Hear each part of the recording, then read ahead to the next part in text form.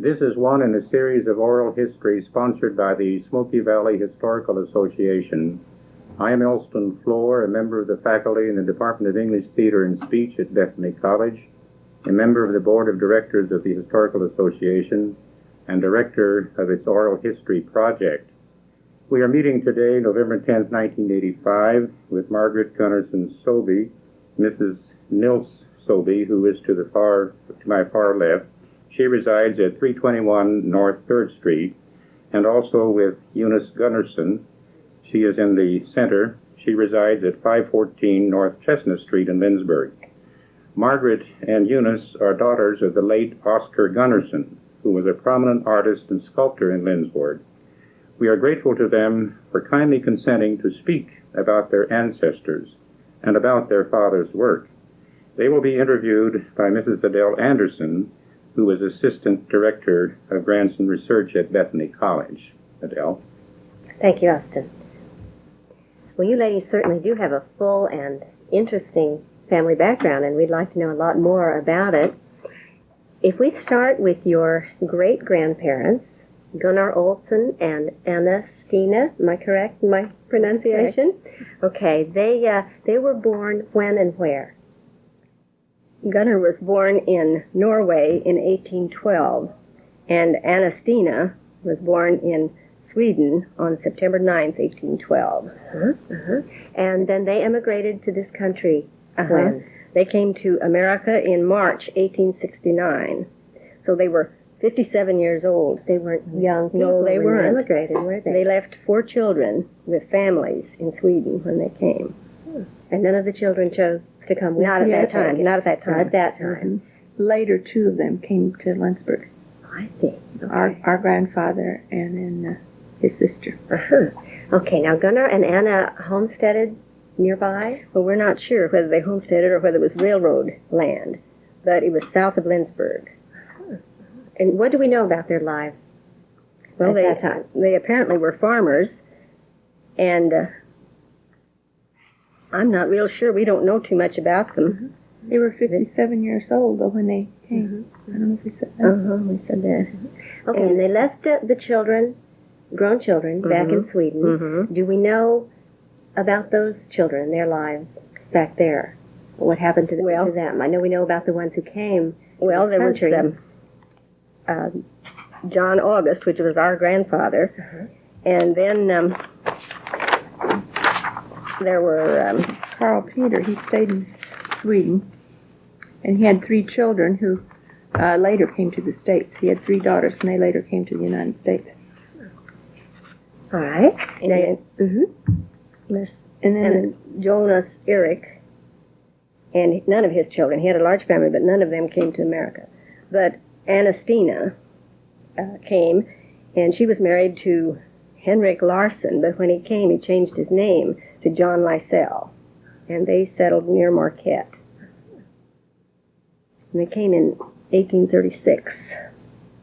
Okay. Now, your grandparents, we know, John August, is that his little name? Okay. And he had been born in Sweden, yes, in August 1841. And what did he do when he was in Sweden? Well, he apparently did some farming, and then he did some mining, and that was what he was doing right before they came, because they came from a mining community. Where was that? It was Krepa was the name of it. And we know that he was a miner because Dad always talked about he had a piece of steel in his hand that had come in when they'd had dynamiting. An accident. He had an accident in the mine. I see. And he was married to Maria Johnsdotter, and she was born in 1842, in July 1842. Okay.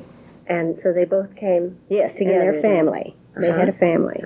And when he got to Lindsborg, he had been a miner in Sweden. What did he do here? Well, I presume they started farming immediately, and then later he was a plasterer. So that was his work when they came here. And see, they had 6 children when they came from Sweden, and then after they came to Lindsborg, they had 3 more. So my dad was born here in Lindsborg. Then that was a typically large family, wasn't it? They had 9 children. Their youngest was only 6 months when they came. I can't imagine coming with a baby on a long trip like that. Now, when did they come again? 1869? No, 1880. He was an 8 old baby. You're right. That would be quite a trip, wouldn't it? Okay, so tell me about their children. Well, their oldest was Carl, and they called him Charlie. He was born in 1869. And when I don't know how old he was, but he went to Iron Mountain, Michigan, and had a furniture store. And then they had a daughter, Anna, who was born in 1871, and she went to Chicago, and then she also went to Iron Mountain. And then John, who was born in 1873, he went to Iron Mountain also, and while he was there, he got tuberculosis of the bone, and so he was very ill. Anna brought him home, and he was in bed, I think, 4 or 5 years, wasn't it? I think 5 years. And later in life, he did wallpapering and painting, but he was always a cripple. And then Maria was born in 1874, and she married Fritz Alvin, who was a tinsmith in Lindsborg. He put in a lot of the heating systems in town. When he was in Sweden, he was an apprentice and worked with copper and that sort of thing, and did a lot of work on the towers or the coverings of churches. Artistic yes, kinds of work. And when some of our relatives had been in Sweden, well, they visited some of the churches that he had put that copper on. And he also made, in later life, made lamps, and his wife, Maria, my dad's sister, was artistic also, and she made designs, and they gave them as gifts. Then Alfred was born in 1877, and he was here and did painting here, and then he left and went to California, and all of these then afterwards went to California. And Philip, John didn't, and Philip did carpenter work, and he went to California. What were they hoping to find in California? What was the attraction? Their fortune, I guess. They went to Kingsburg, California, which was the Swedish settlement in California, something about the same size as Lindsborg. Oh, I see. And in this country, then, they had, our grandparents had 3 children. Matilda, or they called her Tilly. She was born in 1882, and she, too, went to California. Then Dad was the next one. He was born in 1884, and then the youngest child, Victor, was born in 1887. And Victor was in the Army for the First World War and went to France and Italy and so on. He wasn't in very long, but he was in long enough to decide that he didn't want to do any more traveling after he got home. He traveled over there, went down and saw a lot of the country after he was out of the service, but when he came home, he didn't go anywhere. We couldn't budge him. Everyone wanted him to come to California. He wouldn't go. Well, yes, a large number of them were in California by then, weren't they? And he was single. Okay. And Dad and Mother were married in 1912. Okay. Now, let's talk about your mother a little bit. Marie Holm was her name, and she was born in Sweden. Am I correct? That's correct. When? When was she born in Sweden? November 22nd, 1887. Okay, and how did she come to this country? Well, her mother was widowed, and she had a brother that was working on the railroad, I think, is how he got into this area. And he sent her money to come, then after she was widowed, because she was poor, of course. And so he sent her money to come, and he built a new house for her north of town. And it's about a mile from Coronado Heights. And she was the youngest of that family. She had a brother, Carl, who was born in 1876, and Anders, who was born in 1878, and John Peter, who was born in 1880, and he was killed in Sweden. And Victor Ferdinand was born in 1882, and Knut 1885, and then Mother. Okay. Now, we have some photographs here. Am I correct? This is the generation that we're speaking about? Yes. Okay. Yes. Want to tell me who these people are? Yes, this is Grandma, and this is her oldest son, Carl, and this is Victor and Knut, and that's Mother. And there's your mother. Now, the other boy, Anders, was killed in a school accident, and that happened just the next year after they came. Oh. And so Grandma didn't have a picture of him, so I think that's why she had this picture taken, so she'd have all of them. And he was killed in Lindsborg? In Lindsborg, well, at Rose Hill School, which is north of town. He was hit by a baseball bat. The childhood accident? Yeah. Okay. And then now, should we look at this picture? Now that's later. Well? Now that's the same group. Okay. This is Grandma, Victor, Carl, Knut, and Mother. Mm-hmm. Such a pretty woman your mother was. Mm-hmm. She was. Okay. Now Carl married Hannah Peel, whose father was an early minister of the Covenant Church. And he was instrumental in starting the Covenant congregation. And he wrote his story, or the story of his life, and it has been translated by Vernon Holm, who is our cousin. And this is the book. Okay, God's People in a New Land. Now that was written by John Peel, who was a pioneer. He came in, I think, 1869 or in that neighborhood. And this little church he started was out in the country, and it was called the Rose Hill Church. Some of you know where the Rose Hill Cemetery is. That's Well, right. Which is right south of that. Okay. Okay. Okay. Then one of the other children of Grandma's, Victor Holm, was a baseball player, and he was played ball in Spokane, Washington. Okay. Now And that's that's his team, the right? team. And he's the one on the end. over here. Okay. And then this, How did he get out to? we don't know. Spokane and We get don't into know. athletics? We don't know how he. Well, he went to Bethany in the commercial department, and he played on the Bethany team. So that's how he got started. Okay. That's And here his- he is yeah, again. that's Yeah. his picture. Again. And here's a pitcher. Yes, he was Right. a pitcher. Was he a pitcher? Then he went to the White Sox. Yeah, he was sold to the White Sox, but Was he a pitcher for them also? But he didn't get to perform because he had he'd broken his ankle, and then he got rheumatism in it. So he couldn't. But he had pitched a real good game, which was a world record at one time. 2 games with no runs, wasn't that it? And about what time? Now are we talking? Well, that would have been about before 1912, I guess, or in that neighborhood. Okay. Okay. All right. Now your father. How did your father and mother meet? By the way. I don't know. They were both from Lindsborg, so I guess they lived in the same community. Yes, They both went to the Bethany Church. I think they'd known that's each other probably from Sunday school. Okay. Let's talk about your father. Okay. Well-known person in this area. Tell me about his childhood. What do we know about? Well, his early life? he had rheumatic fever as a little boy, and so he was in bed for a while. And during that time, he did a lot of drawing.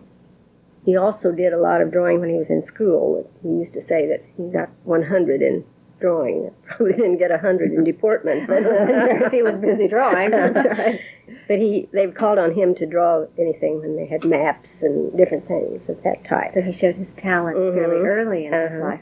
He went to the grade school and in Lindsborg and partly to the high school, and then he went to the Bethany Commercial Department and graduated in 1906. 1906. And the Bethany Commercial Department was what sort of a It was curriculum? business. I see.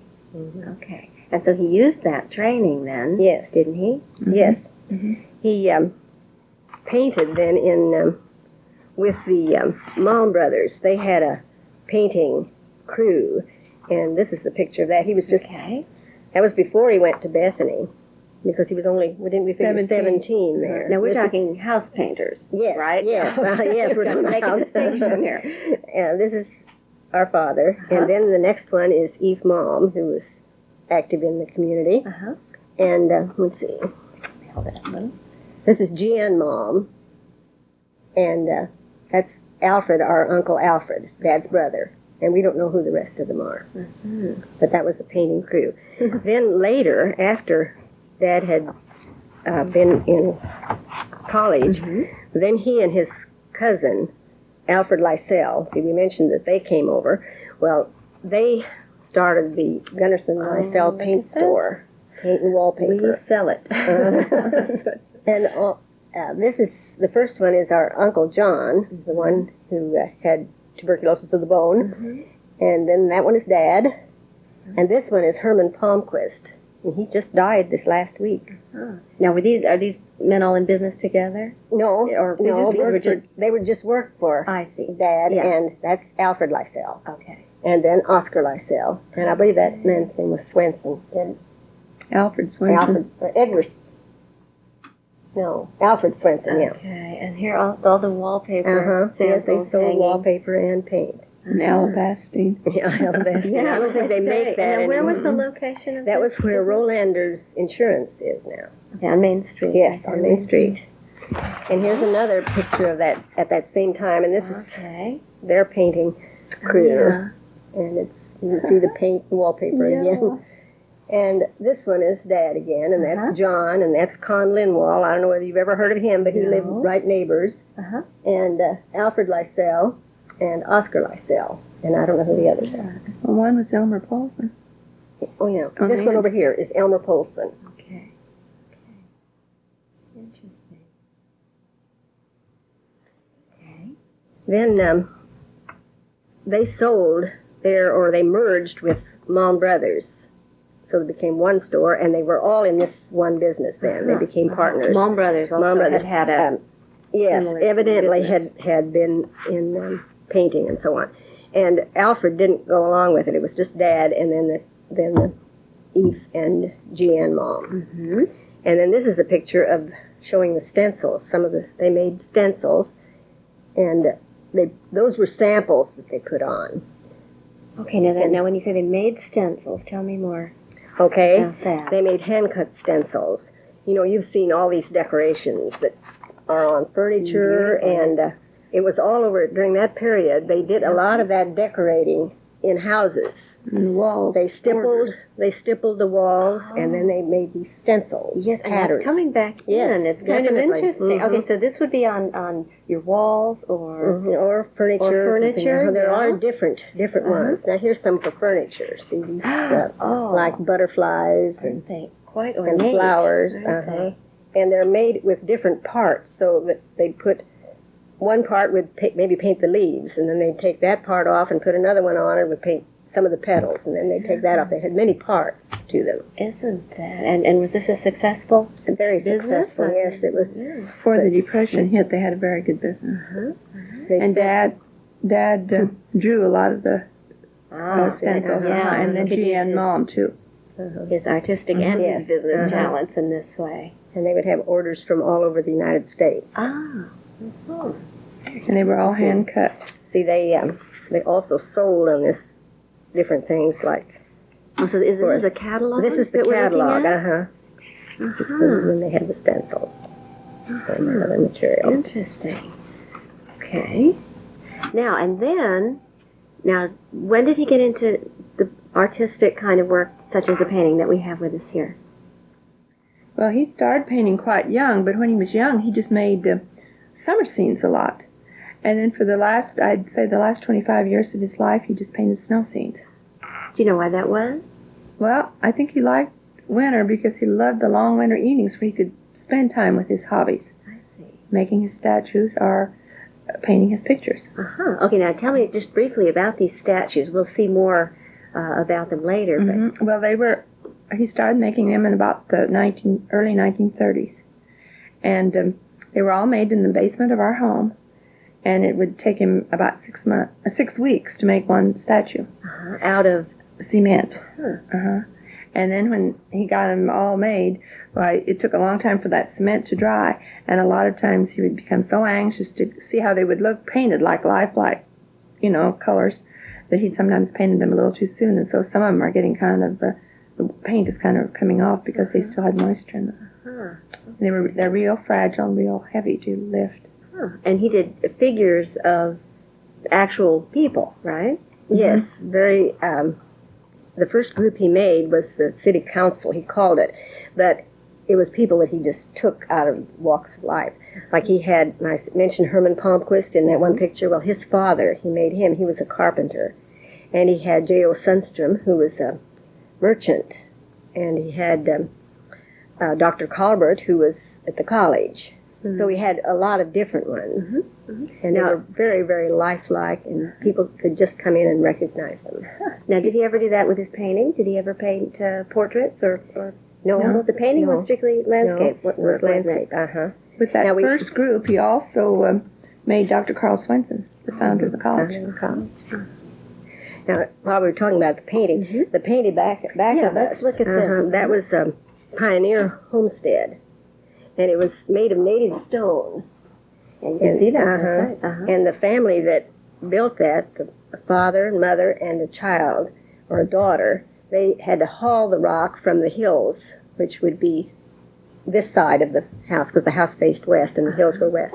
About how And- far? Well, Do you it was think? about a mile. Mhm. They had to haul it by cart, and the daughter said she had to help too. And they had a big fence all along the road of this same native stone that they had worked to put on. Now, Now, their name was Tinglove. okay, so that's their homestead. Now, Uh-huh. did he go out and paint that, or did he do it from memory? He or sketched it and then painted it from memory. I But the house is still standing, but it's where? it's north of exactly? town on Burma Road. Okay. See, Yeah, our uncle bought it from Chinglives or from someplace along the line. So our uncle owned the farm and lived out there. Now, do you have a large collection of your father's paintings? Yes, we do. I mean, he sounds as if he did quite a number Yes, of he them. did. Uh-huh. Yes, we have quite a few. Okay. All right. Now, this is a picture of Dad with one of his paintings. Uh-huh. That's a snow Mm-hmm. scene, too, you Mhm. can see. And where was this picture taken? At the San Saint Art Gallery, had an exhibit there. Uh-huh. Okay. And then this is a picture of Mom and Dad on their 40th wedding anniversary. We forgot to show that before. Okay, that's fine. Okay. So he became quite well known then to have an exhibition in the gallery. Am I correct? And Yes. And some of these, this exhibit, okay, now what have we here? this was Life magazine. Oh my. Okay. From January of 1956. Uh-huh. Oh my. Now this group up here in the corner, Mm-hmm. and way the here. checker players down at the bottom Yes. were all shown in Chicago at the Swedish exhibit. Oh my. Now which Swedish exhibit? Okay, why don't we hold this? It was for Swedish Don't artists. mind. Let's Swedish artists. kind of pull it across a little way. And it was a picture of this one with the woodcutters oh, this one, yeah? in one of the front pages of one of the Chicago papers. And so they sent that to Dad, and he was real thrilled. Is that right? Now, how did the life coverage come about, do you think? This is prominent. I think it was through someone that was here, and they contacted some photographer, Interesting.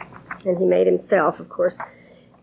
Here are the statues, and then these These are the people that yeah, they represent? they were still living. Okay. I'm sure he was pleased by them. Oh, yes. The big one was Arvid Danielson, who was undertaker here for many years. I know who that is. Mhm. And he always wore that long swallowtail coat long ago when he conducted funerals. They were real formal at that time. And where can we see your father's artwork in this community, the paintings or the sculptures? Well, the sculptures are all down at the Old Mill Museum.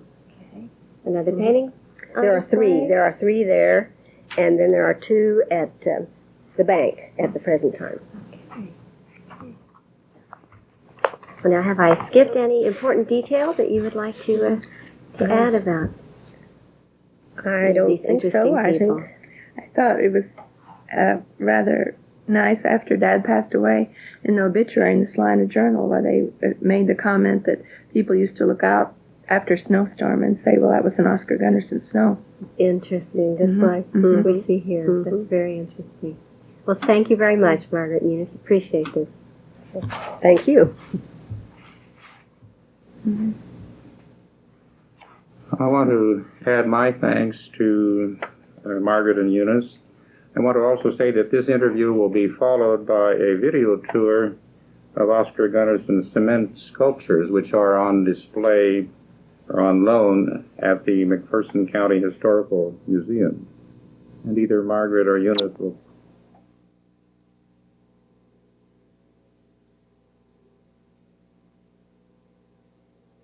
blank space.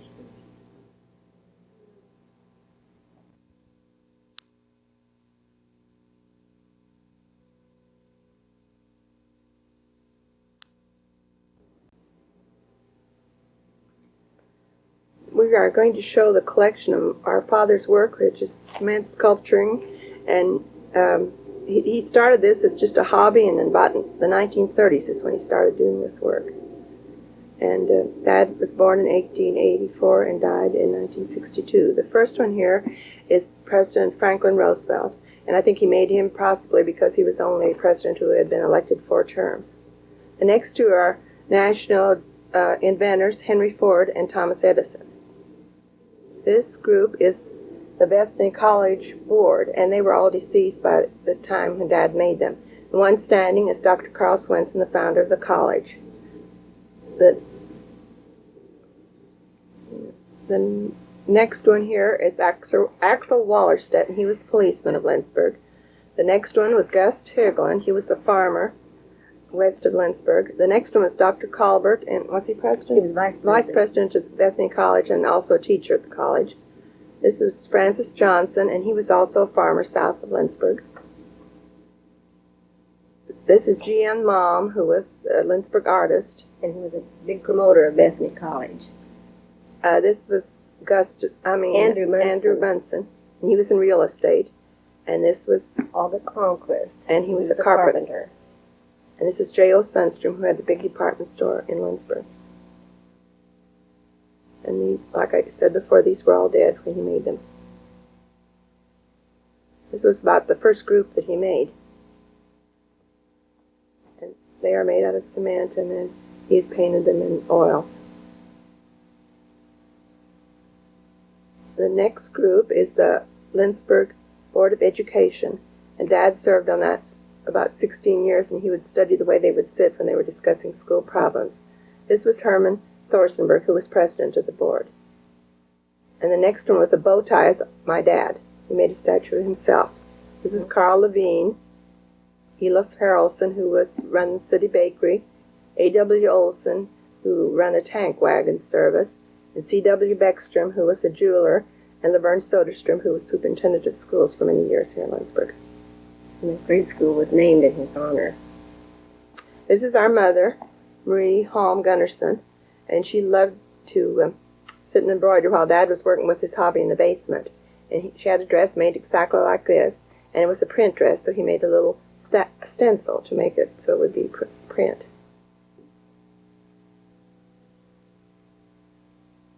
Mom was born in Sweden and came to this country when she was just 3 years old. This is me when I was young, and I'm getting my shoe repaired. This is Ted Lysell. He was the cobbler of Lindsborg, and he was also my dad's cousin. And I used to go in there and have cleats put on my shoes and sit and visit with him while he would do the work. This was Benny Owens, who was football coach of Bethany, and he had a terrific team, and that's when they got the nickname of being the Terrible Swedes. He left Bethany and went to Norman, Oklahoma. And these were the woodcutters, and this was a father and son, Charlie Lundgren and Steele Lundgren, who were farmers who would go and cut down trees just for the fuel. In those days, they didn't expect any pay. And John Gustafson is the druggist, and a retired druggist, and he was a good friend of theirs, and we would stop and visit with him while they were working.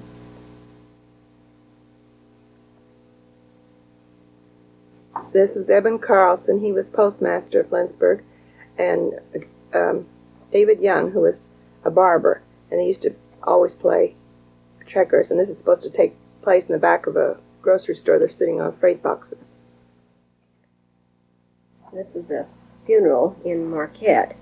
The John Hansen, and the undertaker on the right was Arvid Danielson, and Dr. Virgin was the minister. He was a minister at the Lutheran Church here for a long time. The two singers were Yarda Thompson and Mrs. Lindstrom, both from Marquette. That's Dr. Virginia. Dad was a pallbearer at this funeral, and so that's why he made it. This was Otto Hansen, his brother, and his wife, and Otto Hansen's wife, and then this other brother was Emil Hansen. He was a bachelor, and he'd been my dad's teacher when he was in grade school. I think he made it because there were so few mourners. I think so too. And then Barbara Danielson again. And in those days, he wore this long swallowtail coat when he conducted funerals. This was Grundle. He was the pioneer photographer of Lindsborg. And he took pictures for many, many years. He took our baby pictures, and he took our pictures when we graduated from high school, so he was here a good many years in college. And that's my older son, Bill.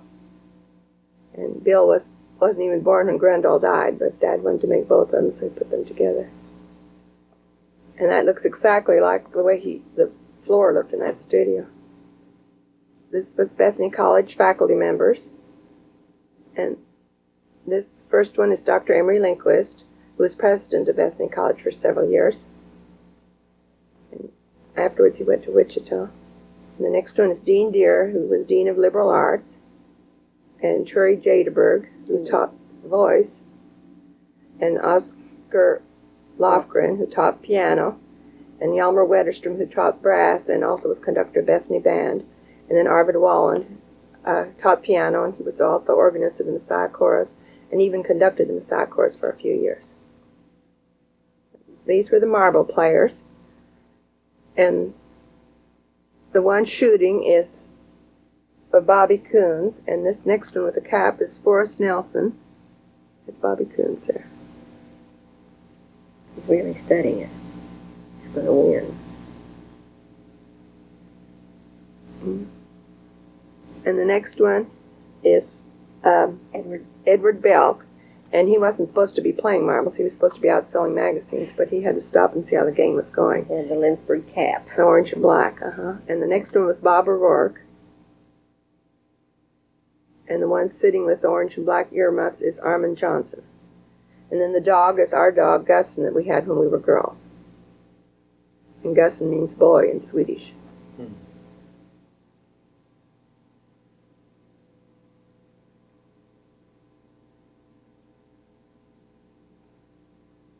And they wear those leather helmet caps. In those days, you never see boys wear those anymore. And this was Dr. Hagelberg Brossi, who conducted the Messiah Chorus for many, many years. He was connected with Bethany for many, many years. That's most of his life. And the next one is Dr. Ernest Peelblad, who was second president of Bethany College, and he was also an ordained Lutheran pastor. He was also a state senator. And this is John Johnson. He was a tenor and a bachelor, and that's our dog again. And then he's got the cat. He's given the cat milk, and he's trying to keep the dog from chasing the cat away from the milk. This was the way, this is no one in particular, but he wanted this, future generations could see how wheat was taken care of. And this is a little boy who's come out of school and found his dog run over. This is Dr. Bridger Sonfrain, who was the famous artist at Bethany College. And art gallery's named in his honor. Dad painted that picture kind of his style to represent the kind of work that he did. Dad had taken just a few lessons from him as a young man. And this is the Alfred Lundquist family, and Dr. Berquist was the horse and buggy doctor of Lindsborg. This is Mrs. Lundquist, and you notice the little daughter that's kind of scared of the doctor hiding behind her mother's skirts is Ada Weddell now. And that's Edith Boston with the older sister who was ill, and that whole couch is made out of solid cement, and this was the dad, Alfred Lundquist. When I used to have church, they'd always ask me, well, did the daughter get well? And yes, she got well, and she lived for many years, but she is deceased now. And these were Swedish figurines that were copyrighted, and he sold all over, and they are all hand-painted. Upper ones are Grandpa and Grandma, and this was the little couple he liked to have on the mat, who thought was nice for the mantle of the fireplace. And this is our home, where Eunice and I were born and raised, and where the folks lived at for many, many years. Almost their entire married life. And in front of the house are 2 pillars, and the one on the right is a replica of the first Lutheran church in Lindsborg. And this is Olaf Olson, the first Lutheran pastor who came from Sweden. That church was located north of town. It wasn't in town. It was north of town. Northwest. And this was Olaf Olson, who came in 1869 with a group of people. You see, there's the little church. And when Dad lived, we used to have he had it so we could wire it, and we used to have light on it on Christmas. At Christmas time, for Yule. It was real cute. And there's a little hole in the back of it where a skunk got in one time. This is all made out of little native stones and cement, of course. This was one of his first projects. Well, thank you very much for